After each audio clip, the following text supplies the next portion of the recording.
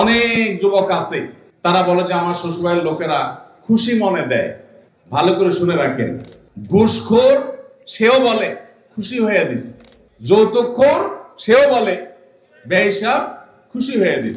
এই সমস্ত ভিখারীদেরকে ধরে ধরে আসুন্নাহ ফাউন্ডেশন ইফতার প্রজেক্টের জন্য পাঠিয়ে দিবেন।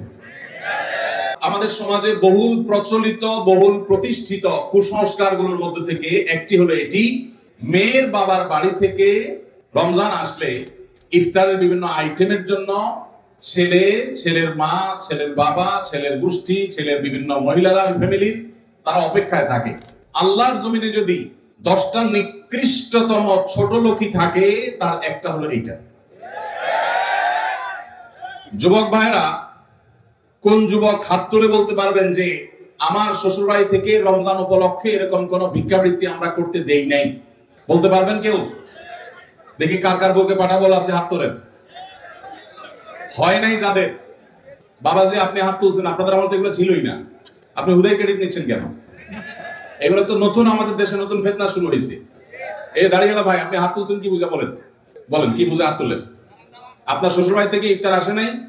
গরিব তারা, মানে কারণ কি? ভাইরা আমার, এদেশ থেকে যৌতুককে উলামায়ে কেরাম মিম্বর থেকে, মাহফিলের মঞ্চ থেকে ঝেঁটিয়ে বিদায় করেছেন আলহামদুলিল্লাহ। যৌতুকের অভিশাপ থেকে এদেশকে মুক্ত করেছেন উলামায়ে কেরাম। এক চেটিয়া অবদান এদেশের উলামায়ে কেরামের এই কাজটা। যৌতুক চলে গেলে কি হবে? ইফতারের নামে যৌতুক এখনো বাকি আছে, এইটা আমাদের দূর করতে হবে কি হবে না? অনেক যুবক আছে তারা বলে যে আমার শ্বশুরবাড়ির লোকেরা খুশি মনে দেয়। ভালো করে শুনে রাখেন, 2 নম্বরের অপর নাম হলো এখন খুশি মনে দেওয়া।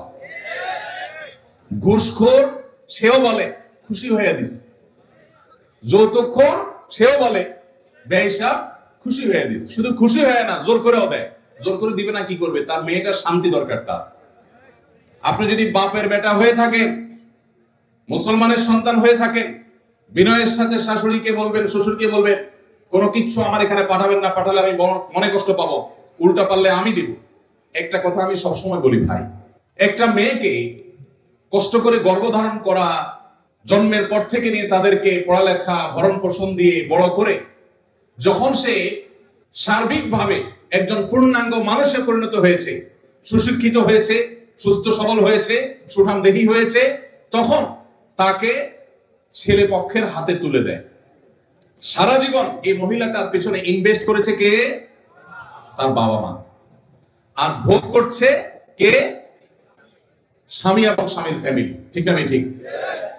পড়ালেখা করাইছে মেয়ের বাপ মা, ওই পড়ালেখা দিয়া, ওই শিক্ষা দিয়া স্বামীর ছেলে মেয়েকে সে পড়ালেখা করায়। ঠিক না ঠিক? রান্না বাড়াটা শিখাইছে তার মা, ওই শিক্ষা দিয়ে রান্না বাড়া করে খাওয়ায় কারে? স্বামীকে, শ্বশুর শাশুড়িকে। ঠিক না ঠিক? তাহলে উচিত হলো ছেলে পক্ষে মেয়ে পক্ষকে এটা বলা, বেহিসাবকে বলবে ছেলের বাবা, মেয়ের বাবাকে বলবে বাবাজি বা ভাই, আপনার মেয়ে তাকে মানুষ করতে যত টাকা পয়সা লাগছে তার সব কিছু আমি দিতে চাই। এরপরও তো কোনো মানুষ কেনা যায় না, এটা কেনার জন্য দেওয়া না, অন্তত কৃতজ্ঞতা আদায়ের জন্য দেওয়া। এটা বলা দরকার ছিল। সেটা না করে উল্টা আস্ত একটা মেয়ে দিয়ে দিল, তার সাথে আবার আপনি যৌতুক আশা করছেন। আপনার চাইতে বড় ছোট লোক আল্লাহর জমিনে আর হতে। এই সমস্ত ভিখারীদেরকে ধরে ধরে আসুন্নাহ ফাউন্ডেশন ইফতার প্রজেক্টের জন্য পাঠিয়ে দিবেন। আপনাদের এই মাঠেও ইফতার বিতরণ হয়। যাদের শ্বশুর বাড়ি থেকে ইফতারের দরকার হয়, এদের সবাইকে আমাদের ওখানে পাঠিয়ে দিবেন। কথা বুঝে আসছে?